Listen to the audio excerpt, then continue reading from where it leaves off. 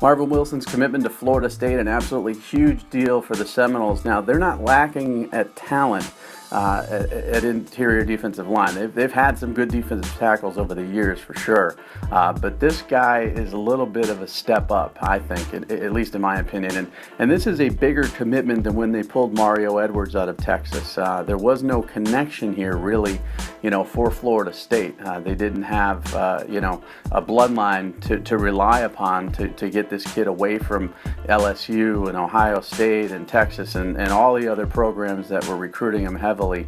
So for them to pull a kid from Texas who's a 5-star reminds me a little bit of the pull that Alabama had with Ashawn Robinson. That type of really big commitment from the state of Texas, where you would just assume that this type of kid would either go to LSU or he'd stay in Texas from the beginning. But Marvin Wilson always said, he was looking to get into a great conference. He was looking to find the right situation for him.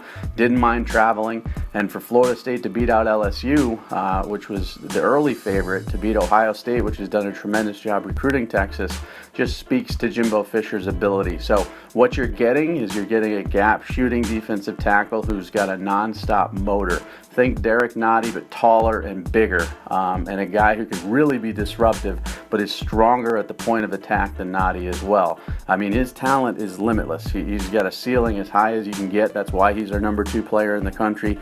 He's an infectious player. He leads by example.